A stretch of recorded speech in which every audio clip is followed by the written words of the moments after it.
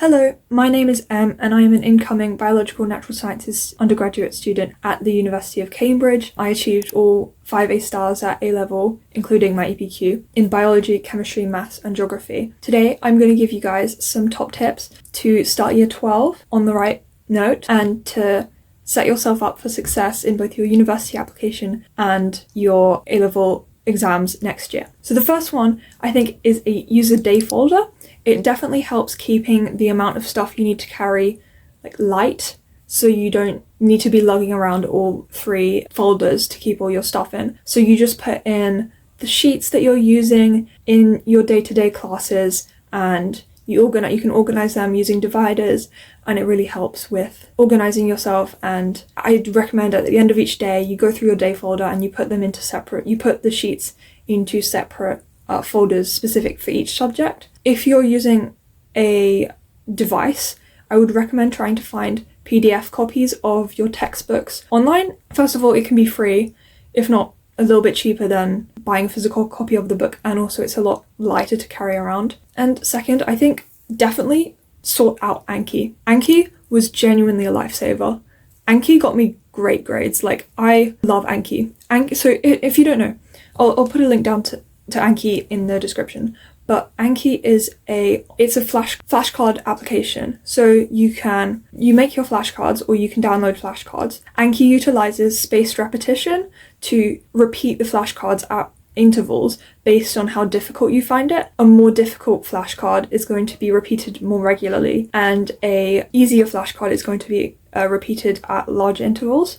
And that helps with the forgetting curve, so basically, which implies that over time we forget a certain amount of the information that we learned, and in order to re-establish that information in our brain, we revisit the information. And Anki basically gives you the information, forces you to do active recall. I would recommend active recall. Say either aloud or in your head what is on the other side of the flashcard, because that forces you to do active recall.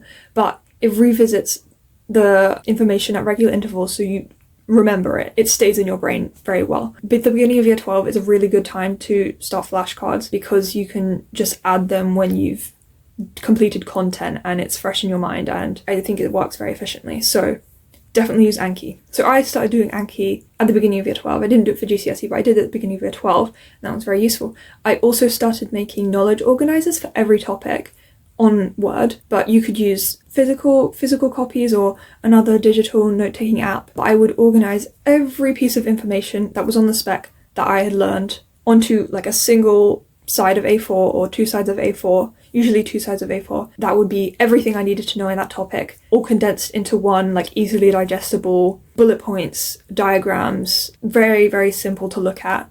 And that came in useful for my Anki flashcards, but also for when I was revising, I would do blank page retrievals. And blank page retrieval is another active recall method. If you haven't guessed, I am a big lover of active recall because it is the most efficient way of taking knowledge out of your brain and putting it onto a piece of paper, because that's the best way to show I can take knowledge out of my brain. That's what you're supposed to do in an exam. So being able to practice that is the best way to solidify knowledge in your brain. But I would essentially blurt out all of my knowledge onto a piece of paper. I liked using nice notebooks because that made it more appealing to do my blank page retrievals, because it can feel quite laborious. I would blurt out everything and then look at my knowledge organizer, and then I could easily see where I was missing my knowledge. I would write down all the missing pieces of knowledge in a different color, and then that shows me what I don't know. So you keep repeating the blurting until you've memorized the majority of the material. It really helps to solidify your knowledge,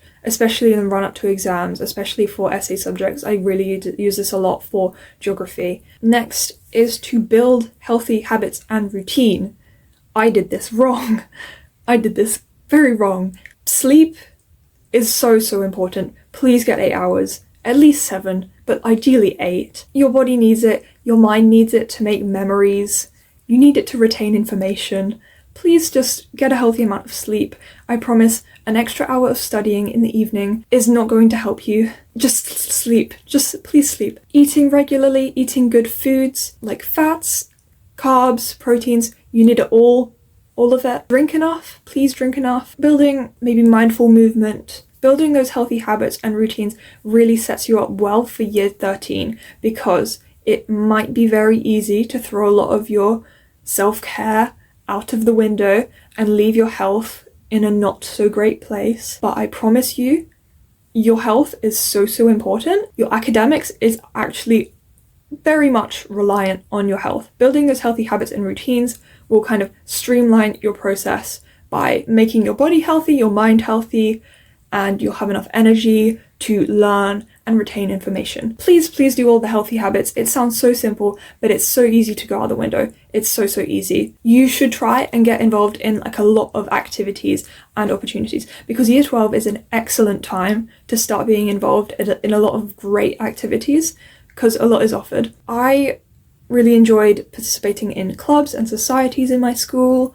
I ran an ecology club, and I think being able to put yourself out there and try and engage in some new leadership opportunities is like a great thing to do, just for building your character, but also for your university application, because you do need to consider it and you do need to prepare for it. Accumulating some experience is really important. Take up some leadership roles like house captain or head student. It's a really good time to start getting involved with these opportunities, and it's a really good way to develop some skills that will help you later on in life. And also, considering that you're sixth form now, you get more privileges as older students. You know, you can utilize your influence as an older student to kind of help other younger people, which is always really lovely to do. But I really liked looking at competitions. So like essay writing competition season is kind of March to July, but I really recommend entering a lot of competitions, because honestly they're so fun, especially if you're writing about something that you're interested in. It's so engaging and fulfilling to just write about something you're interested in. And it's also really good for your personal statement, and the prizes can be quite good. Like you could get a week to stay in like a Cambridge college or something. And I have a website, which I'll again link down below. I have included a list of like all of the essay competitions I've found. Some of them I've participated in, some of them I haven't, but I would strongly recommend essay competitions as a strong way of developing your academic interests, becoming more familiar with your subject, and that will definitely help with university applications. And also I strongly recommend reading a lot around your subject, and recording all of the kind of supercurriculars. So supercurriculars are the stuff you do around the subject that you intend to apply for at uni. I recommend keeping them in like a little notebook and saying what you learned from that activity, what reflections you have, because it will genuinely really help you in year 13 when you're writing your personal statement. And also another self-care one, please make friends. Please, in the first few weeks of year 12, please just make friends. Just please make friends. This is a cry for your sake. Please prioritize the social part of school over the academic part, because in year 12 the beginning content is quite easy. You're going to go over it a lot, so you don't need to spend loads and loads of time going over the content and, you know, hyper focusing on making notes and knowledge organizers and Anki flashcards. Like, I know I've said those are important, but making friends and building a really strong social network is so important for the longevity of, you know, your mental health and your ability to cope with challenges that come with sixth form. And with that, I would say put yourself out there. Year 12 is a really excellent time to build confidence and work towards a more confident way of presenting yourself, because I mean, personally, I was very shy from year 7 to 11, and then I kind of came out of my shell by the end of year 12, and I'm very grateful for myself for putting in the effort to try and build up my self-esteem and move towards a more confident way of being. And I know it can be really difficult. It is really difficult, but it can make your future a lot easier. It's so much easier to exist when you have the confidence to put yourself out there, to put yourself out for opportunities, and to make friends, because friends are so helpful. Like, I love my friends. Friends are so helpful. So please focus on friendships as well. Those are really important. And I think with confidence, I think it is good to put yourself out there. Year 12, again, is a time to put yourself out there. Be confident, be bold. I emailed academics. I emailed them and I was like, can I come to your lab? And guess what? Some of them responded. You can email academics and ask them, if they'll show you around. And, you know, some of them might say yes. And that's a really excellent thing to be able to do, to be able to get a day off, maybe access some work experience. And it's really beneficial to just put yourself out there, because some opportunities you can only access by being a bit bold. Accessing those opportunities is really fulfilling.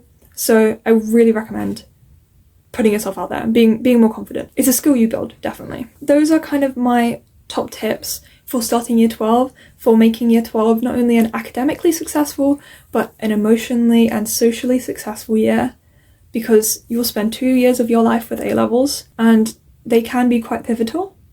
So I think really trying to build those strong foundational aspects of your life is really important, because you're starting to move towards independence, and you're starting to move towards making your own path in terms of applying to uni, and you've chosen your subject. You are beginning to become your own person, and it's a really pivotal time to develop your identity as a young person. And you're in a constant state of evolution, of changing as a person, and year 12 is a really great time to change. Look after yourself and be efficient with your studying. It may seem like people are studying excessive hours every day, but I promise you, it's not helpful. You should focus on productivity, and productivity is getting a lot done in a short time. So get a lot done in a short time through Anki active recall, and then you have time to spend with your friends and looking after yourself. So definitely it's a big balance between those two things. Bye, like and subscribe, I guess.